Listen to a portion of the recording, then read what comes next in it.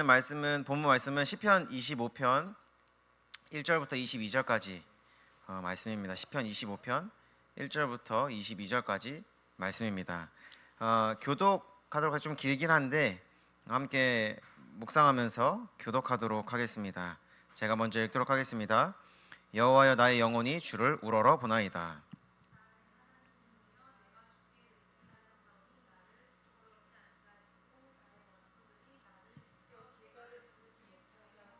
주를 바라는 자들은 수치를 당하지 아니하려니와 까닭없이 속이는 자들은 수치를 당하리이다.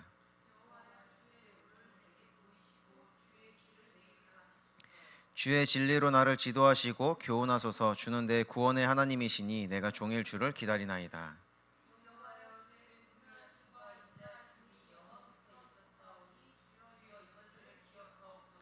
여호와여, 내 젊은 시절의 죄와 허물을 기억하지 마시고 주의 인자하심을 따라 주께서 나를 기억하시되 주의 선하심으로 하옵소서.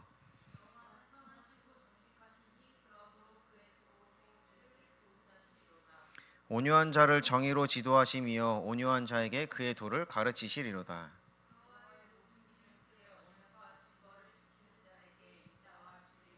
여호와여, 나의 죄악이 크오니 주의 이름으로 말미암아 사하소서.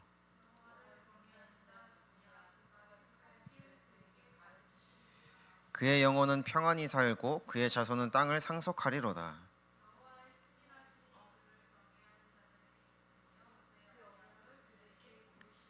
내 눈이 항상 여호와를 바라보면 내 발을 그물에서 벗어나게 하실 것이미로다.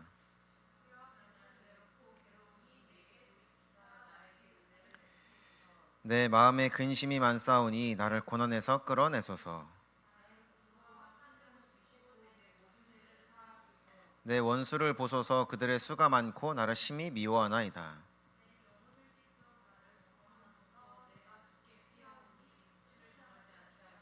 내가 주를 바라오니 성실과 정직으로 나를 보호하소서.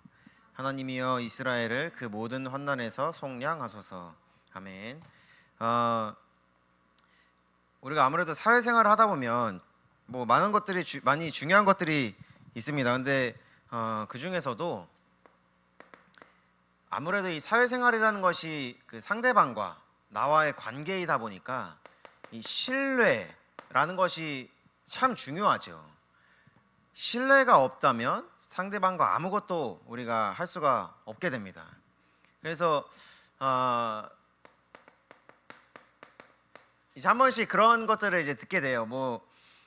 내가 가지고 있는 어떤 그런 비밀들을 나랑 친하다 보니까 얘기를 해줬는데, 난 이제 믿고 얘기를 해줬는데 그게 막 이제 여러 군데에서 이미 이야기가 퍼져 있는 걸 많이 이렇게 경험하게 되는 그런 분들을 이렇게 좀 현장에서 많이 보게 되기도 합니다. 근데 이제 그러면서 신뢰가 깨지니까 그 다음서부터는 그런 관계를 더 이상 유지하지 못하게 되죠. 또 회사에서도 일을 하다 보면 상사에 대해서 또 동료에 대해서 이 신뢰가 있어야 함께 일을 할 수가 있죠. 일을 맡기기만 하면 사고를 치거나 불성실하게 하면 맡기기가 좀 많이 힘들어집니다. 그리고 또 상사가 뭔가 나서서 뭔 일을 한다고 했는데 하는 것마다 다 어그러지면 믿고 따라갈 수가 없겠지요. 그래서 우리는 이 신뢰 관계가 참 중요합니다. 근데 우리가 저번 주에 말씀을 봤듯이 우리는 하나님의 청직이지요. 그럼 우리는 하나님과의 이 신뢰 관계가 중요하다는 겁니다. 기도라는 것이 이게 습관이 되지 않아 참 어려울 때가 있지요. 그런데 한편으로는 이러한 말도 또 되기도 합니다. 이건 조금 강하게 또 표현이 되는 부분인데, 하나님을 믿지 않기 때문에 기도를 안 하는 거다라고도 얘기를 할 수가 있겠죠. 하나님이 나의 기도를 들으시고 거기에 응답하신다면 우리는 기도할 겁니다. 그런데 이 신뢰가 그래서 중요하다는 겁니다. 그래서 이 신뢰라는 단어는 믿을 신자의 의뢰 뢰자입니다. 믿는다면 맡긴다는 거예요. 그래서 믿고 맡겨봤더니 이 믿음직하거든요. 그러면 또 믿고 맡기게 되는 거예요. 그래서 이제 밖에서 아무리 회사든 이제 우리 교회에 많은 어린 렘넌트들이 태어났는데 앞으로 어린이집을 보내든 밖에서 아무리 이렇다 저렇다 얘기를 들어도 한계가 있지요. 이 신앙도 마찬가지라는 겁니다. 그래서 그 내부에 들어가 봐야 보이는 게 있어요. 그래서 제가 최근에 아는 한 분이 이제 그 전도사님이신데, 전도사님이 이제 새로운 교회에 이렇게 가게 되신 거예요. 근데 밖에서 들었던 그 교회에 대한 이미지와 들어가 봤더니 보게 되어진 것들이 너무 다르다 보니까 이제 조금 좀 이렇게 그만두게 되는 그런 소식을 이렇게 좀 듣게 됐습니다. 이 신앙도 마찬가지라는 겁니다. 우리가 아무리 밖에서 하나님이 기도에 응답해 주신다, 말씀이 힘이 된다, 예배가 모든 것을 답이 된다라는 얘기를 아무리 들어도, 예수 그리스도가 진짜 우리의 주인 되셨다 얘기를 아무리 들어도 이 안으로 들어와서 하나님과 신뢰관계를 쌓아보지 못했다면 의미가 없다는 거겠죠. 그래서 오늘 이 시편 기자 다윗이 이런 고백을 하는 겁니다. 1절에 뭐라고 고백합니까? 내가 여호와여 나의 영혼이 주를 우러러 보나이다.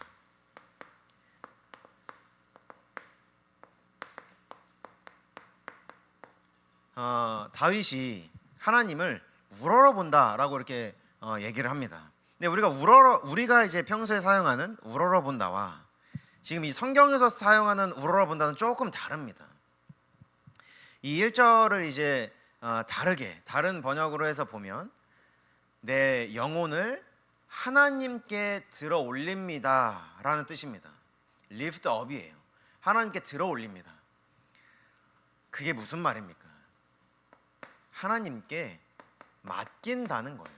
우리는 하나님께 맡기는 자라는 겁니다. 하나님이 우리에게 청지기인 우리에게 하나님의 일을 맡기셨듯이 우리는 다시 그걸 하나님께 맡겨드리는 겁니다. 청지기인 우리가 모든 것을 책임지고 모든 것을 이뤄내야 되는 것이 아니라 하나님이 우리에게 일을 맡기셨으니 우리는 다시 그것을 하나님께 맡겨드리는 겁니다. 그래서 다윗이 오늘 여호와여 나의 영혼이 주를 우러러보나이다. 여호와여 내가 나의 혼을 주께 올려드립니다. 듭니다 라고 고백하게 되어지는 겁니다. 그래서 이 혼을 드나이다 라는 것이 무엇을 얘기하고 있는 겁니까? 내가 오직 하나님만 바라봅니다 라고 지금 고백하고 있는 겁니다. 우리는 하나님께 맡기는 자입니다. 일부분이 아니라 인생 전체를 맡긴다는 거예요. 영혼을 맡겨드린다는 게 도대체 무슨 의미입니까? 내가 못하는 부분, 내가 부족한 부분만 하나님께 맡겨드리는 것이 아니라 나의 온 인생 전체를 하나님께 맡겨드린다는 겁니다. 그래서 우리가 그거를 다른 표현으로도 절대 주권이라고 얘기를 하죠. 나의 모든 인생이 하나님 안에서 이루어져 간다는 겁니다. 나의 과거도 현재도 미래도 모든 것이 하나님의 손에 있다라는 것을 인정하는 게 절대 주권이고, 그것을 얘기하는 것이 오직이고 나의 혼을 드나이다라고 고백하게 되어지는 것이죠. 그래서 청지기인 우리는 우리의 것이 없다는 거예요. 다 하나님의 거라는 겁니다. 하나님의 것과 나의 것이 구분되지 않아요. 하나님의 현장과 나의 현장이 구별되지 않습니다. 나의 현장이 곧 하나님의 현장이고 하나님의 현장이 나의 현장인 거예요. 내가 있는 업의 현장이 나의 것이 아니라 하나님의 업의 현장인 겁니다. 그래서 우리가 하나님께 배짱을 부릴 수도 있는 겁니다. 그래서 우리가 배짱을 부릴 수 있는 거예요. 내가 맡고 있는 일에 이게 되냐 안 되냐, 응답이 되냐 안 되냐가 나에게 달려있는 게 아니라 하나님께 달려있다라는 겁니다. 그래서 이 혼을 드나이다 라는 이 단어에 그리고 맡기다라고 되어지는데, 이 맡기다의 동의어로 또 어떠한 뜻이 함께 있냐면 항복하다, 항복하다라는 단어가 있는 겁니다. 내가 하나님께 맡긴다는 것은 하나님께 항복한다는 말이에요. 내 혼을 하나님께 듭니다 라고 하면서 두 손을 들고 하나님께 찾아간다는 말은 나 하나님 앞에 완전히 엎드립니다, 나 항복합니다 라는 고백입니다. 그래서 찬송가에도 이런 찬송이 이제 천부여 의지 없어 손 들고 나옵니다. 나 하나님께 항복합니다 라고 고백하는 거예요. 그래서 찬송을 하다 보면 이게 두 손을 들고 찬양을 하는 분들이 계시잖아요. 그게 하나님께 나를 완전히 맡겨드립니다라고 고백하는 거예요. 근데 이 항복에는 세 가지 단계가 따릅니다. 먼저 어떤 단계가 따르냐? 내 자신의 권리를 포기하는 거예요. 내 자유, 의지, 의사를 더 이상 피력하지 않는 겁니다. 더 이상 이제는 나는 없는 거예요, 그 안에. 그래서 고린도전서 9장에도 바울이 내가 사도로서의 권리가 있는데 그 권리를 포기한다라고 얘기를 하죠. 나는 하나님의 것이기 때문에 더 이상 나의 권리를 주장하지 않는다는 겁니다. 그게 무슨 의미입니까? 두 번째 단계로 주권이 전환된다는 거예요. 바뀐다는 겁니다. 나의 인생은 나의 것이었는데 내가 하나님께 항복하는 순간 나는 더 이상 나의 것이 아니라 하나님의 것이에요. 그 전쟁을 할 때도 항복한다는 단어가 그런 뜻이죠. 내가 이제는 당신께 나를 맡깁니다. 나의 처를 어떻게 하든 나를 죽이든 살리든 난 당신께 맡깁니다. 그 말은 내 목숨은 나의 것이 아니라 나의 손에 달린 것이 아니라 당신의 손에 달려 있습니다. 결정권을 넘겨주는 거예요. 그게 항복이라는 겁니다. 나를 포기하고 나의 주권을 넘겨드리는 것, 그게 항복입니다. 그리고 마지막으로 세 번째가 있습니다. 오늘은 이 세 번째에 대해서 좀 보게 될 텐데, 항복을 한 사람은 주권자의 법을 따라야만 하죠. 항복했다는 말은 더 이상 내가 속해 있던 나라의 법을 따르는 것이 아니라 내가 항복한 그 대상, 나의 주권을 갖게 된 그 나라의 법을 따르겠다라는 의미가 포함되어져 있는 겁니다. 그래서 그 나라의 법에 따라 처형을 받고 그 나라의 법에 따라 그 법이 시행되어지죠. 그래서 물론 이제 항복은 아니었습니다만 그 예루살렘의 아이만 뭐 들어보셨을지 모르겠어요. 그 한나 아렌트라는 사람이 쓴 책인데, 이제 세계 2차 대전이 끝나고 독일이 이제 패전국이 되었죠. 그런데 그때 이제 나치들이 워낙에 이 유대인들을 심각하게 대하지 않았습니까? 근데 그 중에 한 명이었던 그 아이히만이라는 사람을 찾아낸 거예요. 이 아이히만이 진짜 좀 잔인한 일을 많이 합니다. 근데 이게 직접적으로 사람을 죽였냐? 그게 아니라 어떤 일을 했냐면 얼마나 효율적으로 짧은 시간 안에 많은 사람을 죽일 수 있는가를 고안해낸 사람이 아이히만이에요. 얼마나 짧은 시간에 효율적으로 많은 사람을 이송시켜서 죽일 수 있는가. 그래서 그게 전국적으로 시행이 됩니다. 그래서 이스라엘 사람들, 그 모사드라고 하죠. 모사드가 이 아이히만이 굉장히 그 다른 해외로 도피를 해서 아주 조용히 살고 있었는데 모사드가 그걸 찾아내가지고 잡아와요. 예루살렘으로 잡아옵니다. 그럼 그때부터는 독일의 국법에 따라 처형받는 게 아니라 이스라엘의 국법에 따라 처형받게 되어지죠.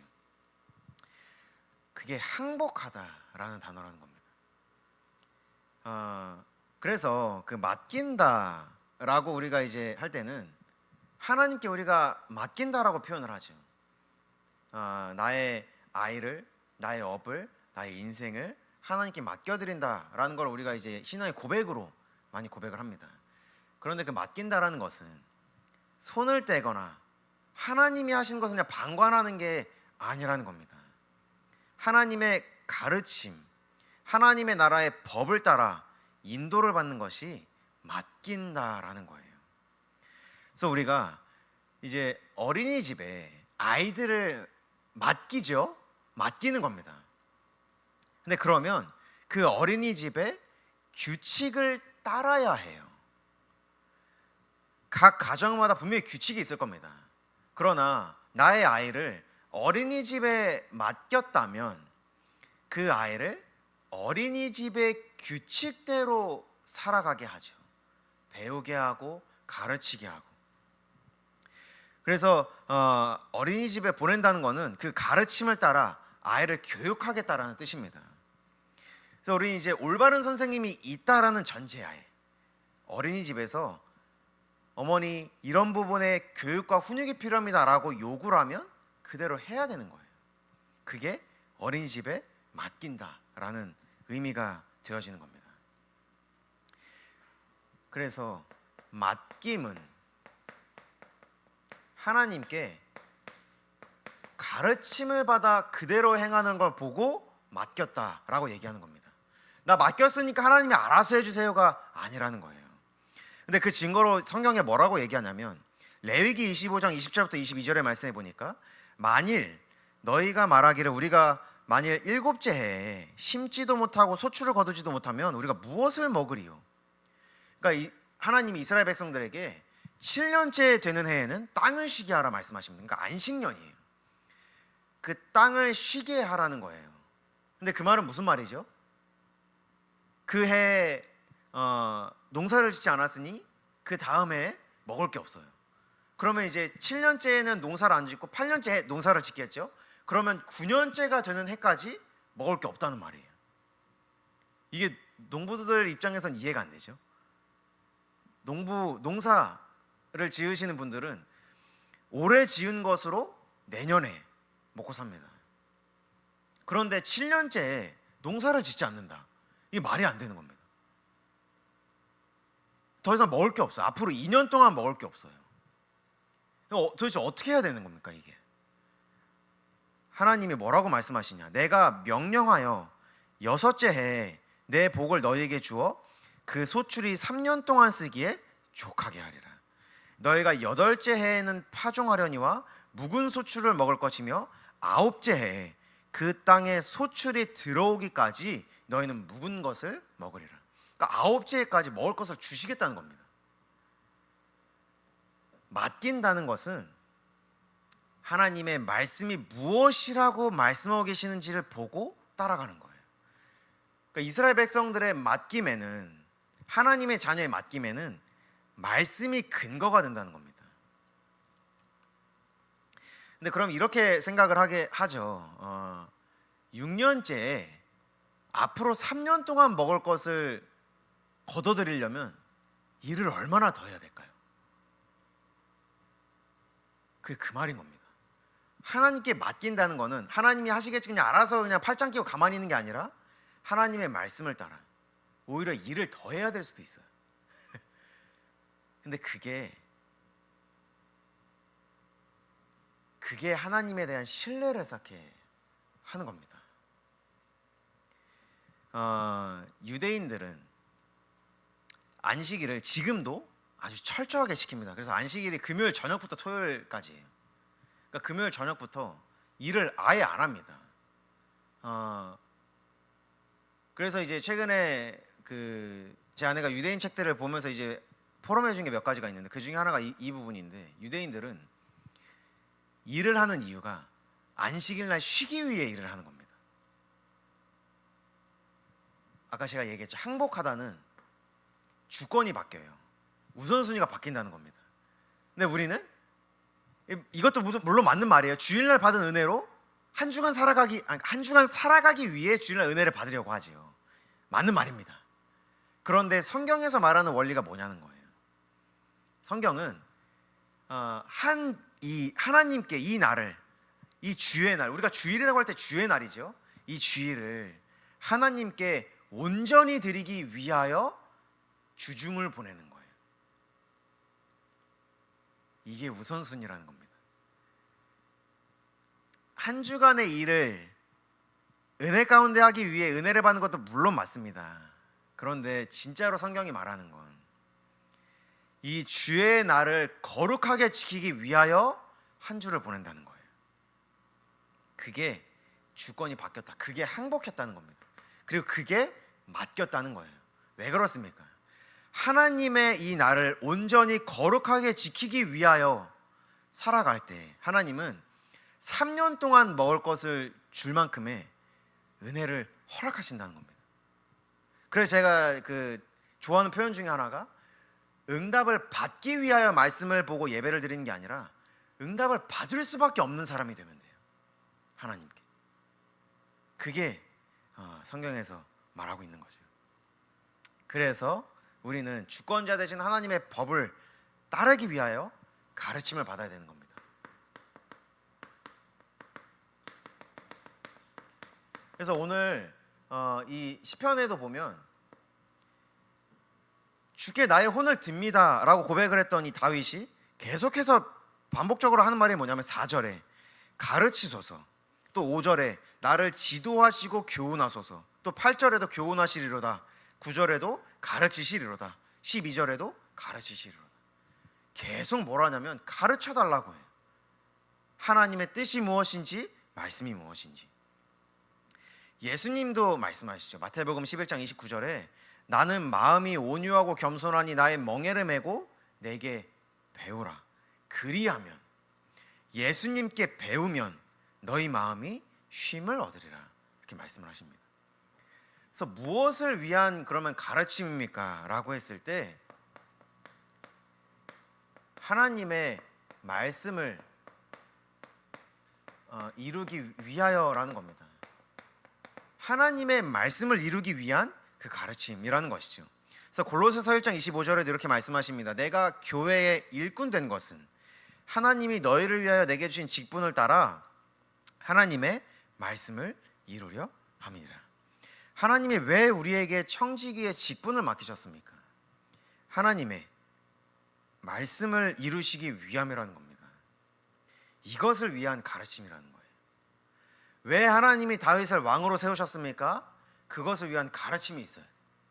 왜 하나님이 왕으로 세우셨으면서 고난을 허락하셨습니까? 그것에 대한 말씀이 있어야 된다는 거예요. 근데 그 말씀이 없으니 지금의 현실이 이해가 되지 않는 거예요. 무엇을 위한 지금의 현장입니까? 왜 지금과 같은 시간을 허락하셨나요? 말씀을 이루기 위하여. 무엇이라고 나에게 말씀하셨는지 그것을 가르쳐 달라는 겁니다. 그것을 위한 가르침을 받는 자예요. 그러면 모든 사람이 가르침을 받을 수 있지 않습니다. 누가 과연 가르침을 받을 수 있냐?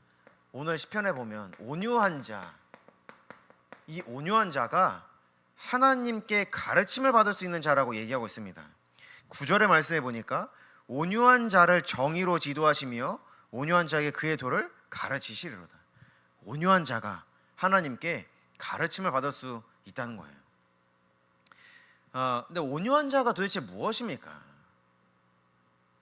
이 온유한 자의 원어를 보면 두 가지 뜻이 있는데 우울한 마음 그리고 부드러운 마음이에요. 우울한 마음과 부드러운 마음, 이 마음을 가진 자가 하나님께 가르침을 받을 수 있다는 겁니다. 근데 우울함은 우리가 굉장히 좀 부정적으로 쓰는 단어죠. 근데 하나님 앞에 우울함은 과연 어떨까요? 하나님은 바로 왕이 결국 끝까지 하나님을 믿지 못했던 이유가 무엇이었죠? 그 마음이 강팍했다 이렇게 되어 있습니다. 완악했던 겁니다. 돌처럼 딱딱하게 굳었던 거예요. 근데 우울하다는 것은 무엇입니까? 하나님 앞에 그 마음이 꺾였다라는 겁니다. 하나님이 아니면, 그러니까 무슨 말이죠? 항복했다는 겁니다. 내가 더 이상 하나님 나의 힘으로는 살 수가 없겠습니다. 그게 인정이 된 자를 보고 온유한 자라고 얘기하는 겁니다. 그 어려운 상황과 환경이 우리의 마음을 누르면 우울하죠. 그런데 그 마음을 가지고 하나님 앞에 설 때 그거는 하나님 앞에 온유한 자가 된다는 겁니다. 그럼 그 온유한 자를 하나님은 말씀을 가르쳐 주신다는 거예요. 그래서 12절에도 같은 말씀을 하시는 겁니다. 여호와를 경외하는 자 누구냐? 그가 택할 길을 그에게 가르치시리로다. 온유한 자와 경외하는 자, 하나님 앞에 낮아짐이라는 거예요. 그래서 신명기 8장에도 하나님이 동일하게 말씀하시죠. 왜 하나님이 이스라엘 백성들을 광야로 인도하셨습니까? 그 마음을 낮추시기 위하여 광야로 인도하셨다는 거예요. 하나님께 항복하게 하시기 위하여 광야로 인도하셨다는 겁니다. 그래서 하나님은 말씀을 이루시기 위하여 우리를 가르치시고 온유한 자를 가르치십니다. 그러면 도대체 하나님이 본질적으로 우리에게 가르쳐 주시는 말씀이 무엇입니까? 가 이게 핵심이겠죠. 하나님께 맡긴다는 것은 하나님께 가르침을 받는 것인데 무엇을 가르침을 받는 것인가? 이게 오늘 말씀에 있습니다. 14절의 말씀에 보니까 여호와의 친밀하심이 그를 경외하는 자들에게 있으며 그의 언약을 그들에게 보이시리로다. 이 말씀을 이게 조금 이해가 좀 어려운데, 이 친밀하심이라는 단어가 은밀한 그리고 비밀이라는 뜻입니다. 그러니까 이거를 그 단어를 바꾸면 이렇게 되죠. 여호와의 비밀이 그를 경외하는 자들에게 있으며 그의 언약을 그들에게 보이시리로다. 하나님의 비밀을 가르쳐 주신다는 겁니다. 근데 이 문장을 보면 하나님의 비밀이, 이 비밀이라는 단어가 지금 같은 맥락에 있는 단어가 하나가 있습니다. 언약이에요. 이 14절 한번 같이 읽어보면 참 좋을 거. 이게 이해가 조금 되면 좋을 것 같습니다. 여호와의 친밀하심이 그를 경외하는 자들에게 있으며 그의 언약을 그들에게 보이시리로다. 이게 좀 와닿으시나요? 이게 친밀하심과 언약이 지금 같은 선상에 있는 단어예요. 여호와의 친밀하심이 그를 경외하는 자들에게 있으며 하고 끝났죠. 그의 언약을 그들에게 보이시리로다. 이 친밀하신 비밀이 언약이라는 말입니다. 그래서 이 비밀이 도대체 무엇입니까? 1차적으로는 예수 그리스도를 말하죠. 구원, 그 복음을 말합니다. 그리고 2차적으로는 하나님과 나만 아는, 나에게만 주신 말씀이에요. 그래서 제가 종종 그 전에 교회에 있을 때 후대들에게 꼭 얘기했던 부분이 하나가 있습니다. 예수 그리스도는 언약이 아니다, 이렇게 얘기를 해요. 왜냐하면 이제 우리가 그 아이들이 하도 예수는 그리스도, 그게 나의 언약이다. 우리가 CVDIPS 그 커버넌트, 그 언약이 예수 그리스도라는 단어를 그냥 이제 막 무지성으로 많이 너무 듣다 보니까 그냥 그게 이렇게 습관적으로 나오는 거예요. 이게 나의 언약이구나. 그냥 아무 생각 없이 그냥 받아들이는 겁니다. 그래서 저는 항상 그렇게 얘기해 줍니다. 그 언약이 그게 네게 아니야. 그거는 다른 목사님들 거지 네게 아니다. 찾아야 된다. 이런 얘기를 꼭 합니다. 왜 그렇습니까? 이게 성경에 나와 있지 않았다면 그게 의미가 없었을 텐데, 사도행전 17장 11절부터 12절에 보면 이런 말씀이 있습니다. 베레아에 있는 사람들은 데살로니가에 있는 사람들보다 더 너그러워서 간절한 마음으로 말씀을 받고 이것이 그러한가 하여 날마다 성경을 상고함으로 그 중에 믿는 사람이 많고 또 헬라의 귀부인과 남자가 적지 아니했다. 이 베레아에 있는 데살로니가 사람들이 받았던 말씀은 바울이 말했던 예수가 곧 그리스도라는 그 말씀이었습니다. 근데 그 말씀을 받고 이것이 그러한가? 진짜 맞는가? 날마다 성경을 상고했다라고 말씀하고 있습니다. 그런데 성경을 상고함이 믿음으로 이어진다는 거예요. 성경을 상고하는 것이, 상고하다라는 것은 질문하다, 자세히 정밀하게 조사하다, 연구하다라는 단어입니다. 베레아에 있는 데살로니가 사람들은 진짜 예수가 그리스도인가? 과연 그러한가? 성경을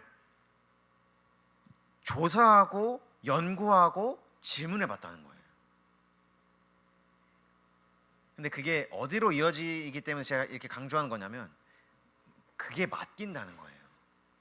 그게 맡기는 겁니다. 우리가 맡긴다라고 했을 때 나 하나님께 맡겼으니 하나님이 알아서 해주시겠지가 아니라는 겁니다.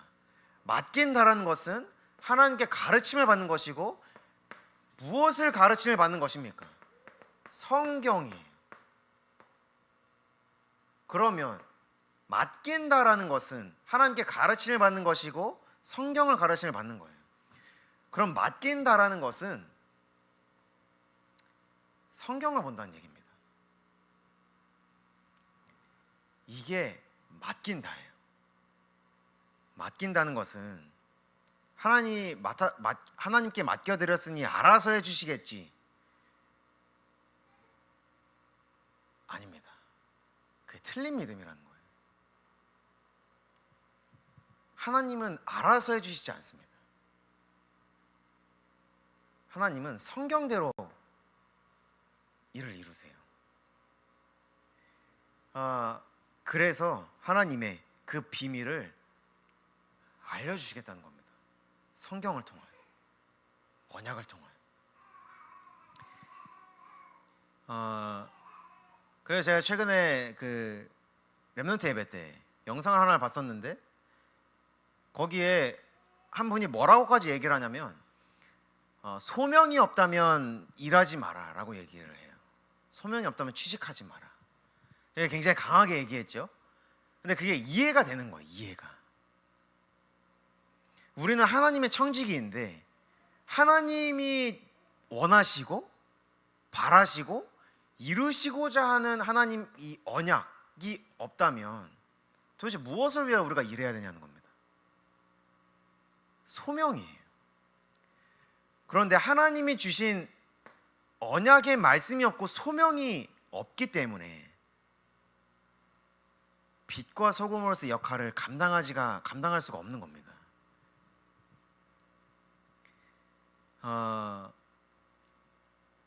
그래서 제가 이 목회의 길을 갈 때 제가 하나님 앞에 꼭 기도했던 게 하나가 있어요.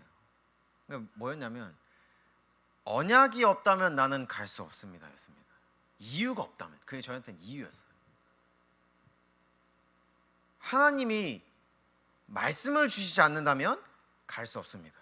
그래서 제가 연구원 들어가면서부터는 모든 것에 대한 이 성경 구절을 찾아내려고 했던 거예요. 왜 내가 목회를 해야 되는지, 왜 내가 결혼해야 되는지, 왜 아이를 낳아야 되는지, 왜 내가 앞으로 목사의 길을 계속 걸어가야 되는지. 그럼 참 감사하게 하나님은 언약을 주셨어요. 하나님이 내가 하나님의 자녀로서 살아가는 것이 얼마나 행복한 것인지에 대하여 주셨던 것이 첫 번째였습니다. 하나님의 사랑이었어요. 신명기 7장 7절에서 8절이었어요. 그리고 이제는 연구원 1학년 때 딱 그 언약의 말씀을 가지고 1년 동안 인도를 받으니 제가 그때 무일푼이었습니다. 아무것도 가진 게 없어요. 제가 정말 창피한 과거가 하나가 있는데, 한 5천만 원 정도 제가 보이스피싱 당해가지고 다 날려버렸습니다. 그 3천만 원 가지고 제가 결혼하려고 그랬는데 하나님이 아니야? 하면서 다 가져가셨어요. 그래서 제가 돈이 하나도 없어. 근데 무슨 확신이 딱 생겼냐면, 결혼할 수 있겠다. 이유가 딱 하나였습니다. 돈이 있기 때문에? 아니었어요. 성경이 있구나, 나에게 말씀이 있구나. 하나님이 언약으로 인도해 주시는구나. 그 하나 가지고 결혼했던 겁니다. 그래서 결혼하면서, 하나님, 그럼 내가 왜 가정을 이루어야 됩니까? 지금 이 시대를 보세요. 이혼하는 사람이 50%를 넘습니다. 내가 왜 결혼해야 됩니까? 라고 했을 때 주셨던 언약의 말씀. 하나님, 많은 후대들이 무너져간 이 시대에 내가 왜 아이를 낳아야 됩니까? 아이 하나 이 세상에 내놓으면 어디 불안해서 이제 내놓지 못합니다. 하나님, 놀이터에도 따라가야 되고요, 어디 가면 핸드폰으로 계속 연락해봐서 알아봐야 되고요, 누가 내 아이를 언제 납치할지 내가 어떻게 합니까? 이 나쁜 시대에. 근데 내가 왜 후대를 낳아야 됩니까? 라고 했을 때 주셨던 언약의 말씀.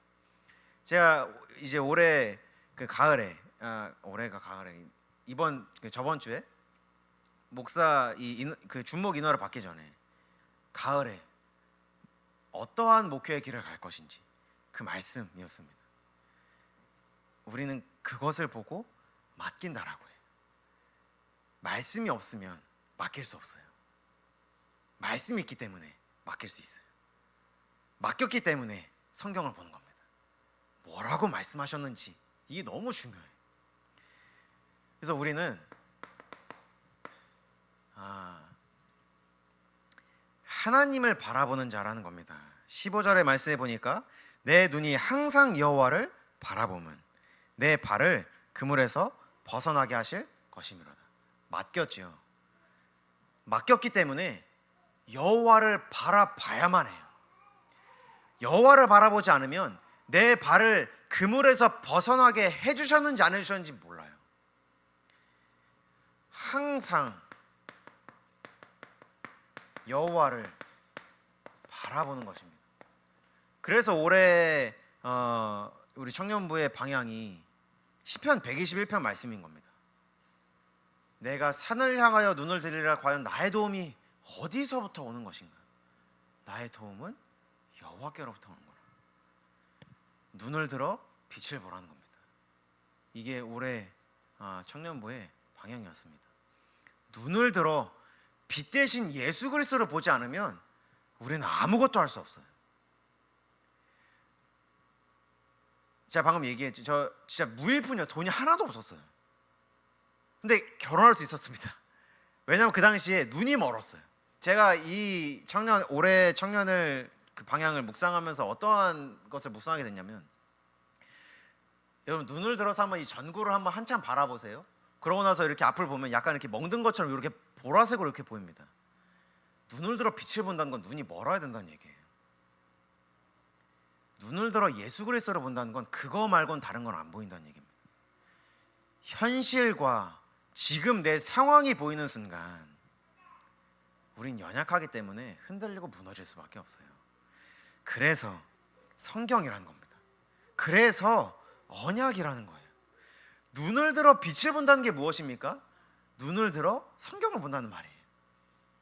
눈을 들어 나에게 주신 언약의 말씀을 보는 게 항상 여호와를 바라보는 것이고, 내가 눈을 들어 산을 보리라. 나의 도움이 어디서 오는가? 눈을 들어 빛을 보는 자라는 겁니다. 그래서 실제로 이번 주에 제가 어떤 이제 목사님과 좀 그 포럼을 하게 됐던 부분인데, 실제로 청교도들은 하루에 이 성경 한 구절을 계속 읊조리면서 일을 한다고 해요. 이 말씀을 가지고 살아가기 위해, 하나님께 맡기기 위해 항상 하나님을 바라보고 또 성경을 보는 것이 하나님께 맡기는 것입니다. 그것이 하나님을 향한 믿음을 갖게 하고 하나님을 신뢰하게 해요. 성경을 볼 때 하나님을 신뢰하게 되고, 성경을 볼 때 하나님이 주신 그 비밀, 나만의 그 언약을 갖게 되어졌을 때 맡기게 됩니다. 오직 하나님께 맡기고 하나님이 주신 그 언약과 말씀을 가지고 살아가는 양문교 청년들 되시길 기도하겠습니다. 기도하고 마치도록 하겠습니다. 하나님, 우리의 모든 인생을, 우리의 모든 영혼을, 삶을 하나님께 맡겨드리기 원합니다.